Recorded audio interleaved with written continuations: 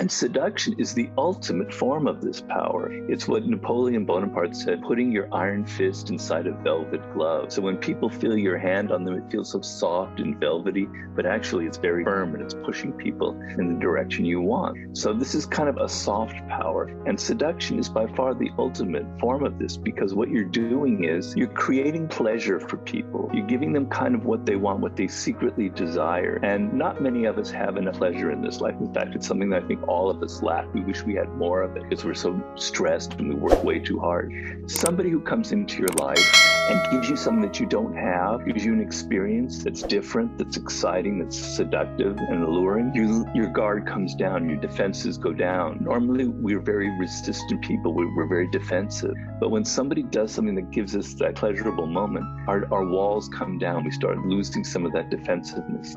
And now we're open to other things that they can do or say to us. And they have a power over us that they wouldn't have if they were so obvious and tried to make us do something. Like anything, everything in the world is a tool. It depends on how we use it. So power is a tool that can be used for something very good, or it can be used for something very evil. Right? And so the same thing with technology. So when it first started, social media was like fantastic. I remember back in the early days where I could, before the algorithms got too out of control, like on Amazon, you could search a book and then other people would have lists of books that were similar to that one. And they were fantastic for and then you could network with them, etc. But that's gone now. It's all gone. They got rid of all that stuff because it's all about the money aspect. How much more they can sell you. Yeah. But the idea of this incredible opportunity to communicate to people all around the world was really intoxicating, and it was wonderful, to be honest.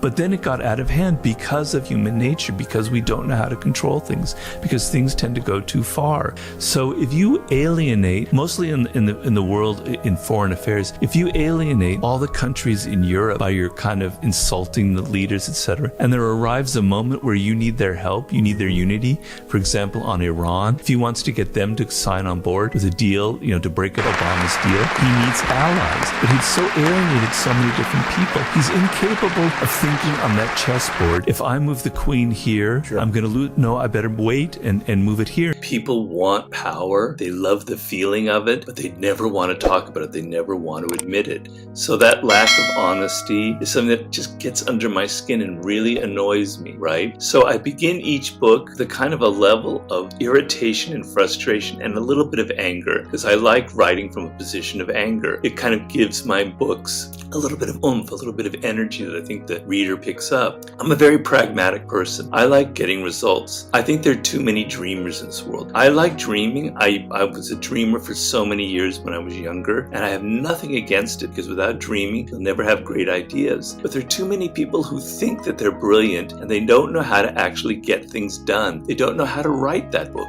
They don't know how to start that business. They don't know how to really win an election, right? And so they kind of fumble around and nothing ever coheres, nothing ever turns into anything solid.